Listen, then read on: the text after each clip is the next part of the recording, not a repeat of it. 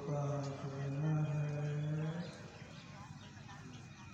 महान भाव संसर्ग कस्मते कारक पक्षी वर्धस्ते मुक्ता फलशिवम। महान पुरुषों की संगति किसकी उन्नति नहीं करता। एक जल की बूंद भी अगर कमल पत्ते का आसन कर लेता है वह मोती सा चमकने लगता है। इसी तरह से जो महापुरुषों का आसन करते हैं उनके अंदर में इतनी अच्छाई आ जाती है कि संसार में भी पूज्य हो जाती है।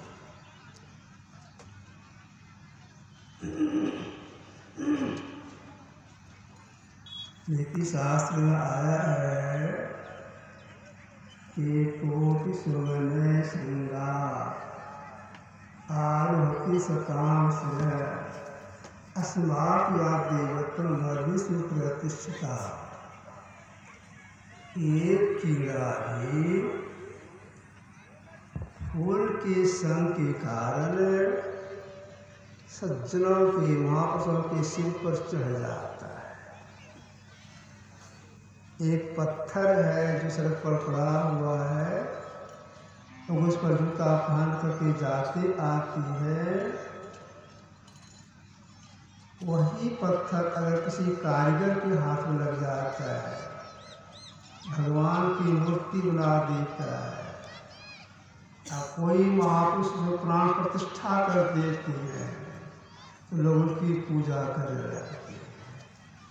ठीक ऐसे ही जो महापुरुषों का आसन करते हैं इस संसार में पूज्य हो जाते। कोई भी हो कोई पूज्य चाहते तो उनका अच्छा ही आ गए।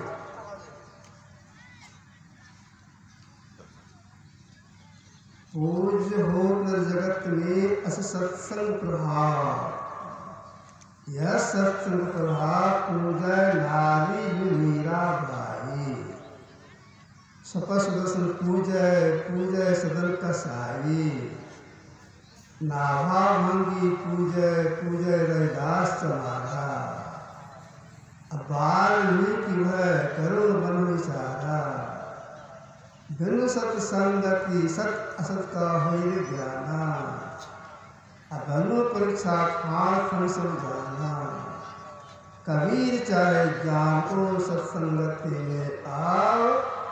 पूज हो जगत में अस सत्संग प्रभाव स्वया प्रभाव है। कोई भी हो कई का नाम मिलाया मीराबाई रैदासी महाराज सदन कसाई वाल्मीकि जी इस सत्संग के प्रभाव से संसार में पूज्य हो। इसी तरह से जो महापुरुष का संत कोई भी महापुरुष संग करते हैं तो उनके अंदर इतनी अच्छाई आ जाती है कि संसार में पूज्य हो जाते। क्यों? इसलिए जो महापुरुषों का संग करते हैं उनके अंदर में क्या सार है, क्या आसार है, क्या कर्तव्य है, क्या अकर्तव्य है, सही से इसको बोध हो जाता है। संसार में पूज्य हो जाती है, किसी गलती नहीं होती है। इसी बात को भगवान बुद्ध ने सारे संसार के लोगों को उपदेश में कहा था, असारे सार मतिरो सारे चासार दस्सिनो ते सार विनादि गच्छन्ति मिच्छा संकल्प गोचरा। पाली सार को सार, सार को असार, असार को सार समझने वाले मिथ्या संकल्प न पड़े सार को प्राप्त नहीं करते।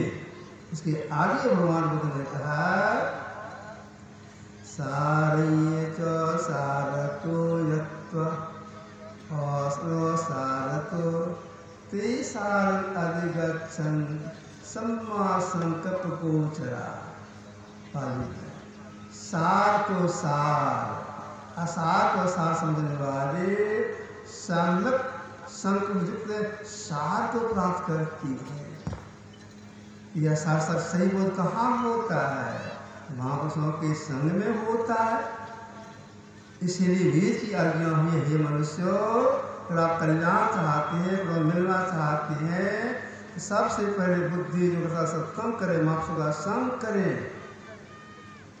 महापुरुषों का संग करने की जो महापुरुष संग करेंगे उसकी जो सदयुक्ति है वह कितना कल्याणकारी है।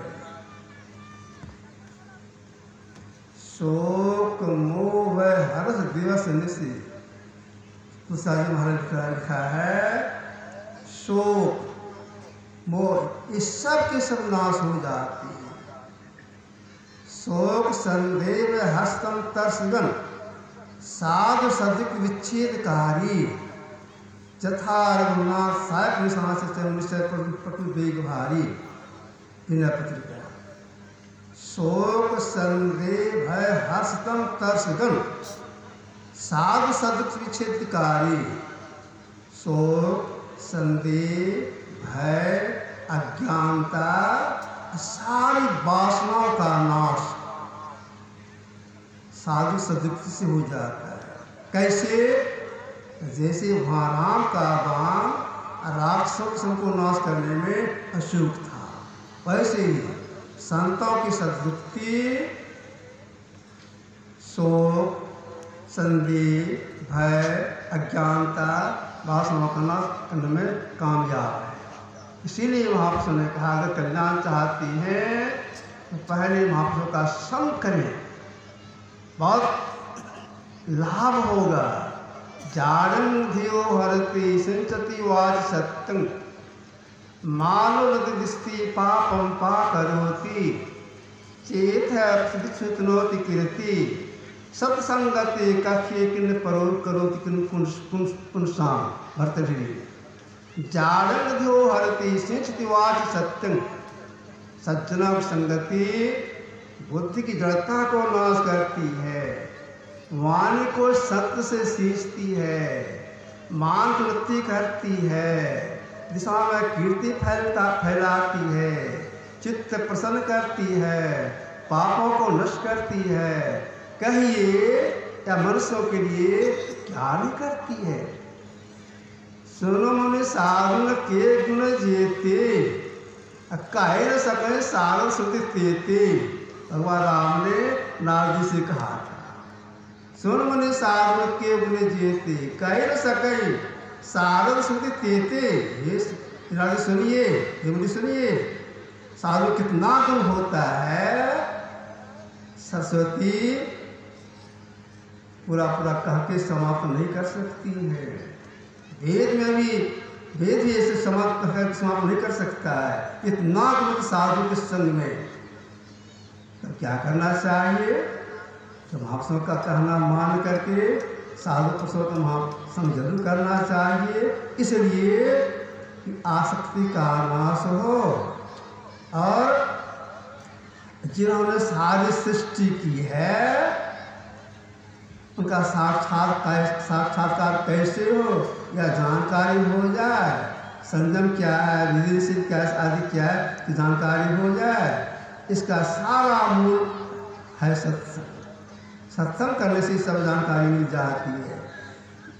अगर कोई सत्संग करके बासुर लगा के रखते हम सत्संग में जाएंगे नहीं जा पाए, किसी कारण मृत्यु हो गई, फिर उसका कल्याण नहीं, और कल्याण नहीं होता है। साध संग की वासना जे गट पूरी हो, मनुष्य जन्म सत्संग मिले भक्ति प्राप्त हो। इतना लाभ होता है साधु संग केवल वासना लगा के रखने में। इसलिए तुलसीदास महाराज ने परमात्मा से प्रार्थना की है, जात्र पुत्रापि मम जन्म निज कर्म बस, भ्रमत जग जोनि संकट अनेकम, तत् भक्त सज्जन समागम सदा भवति राम विश्राम।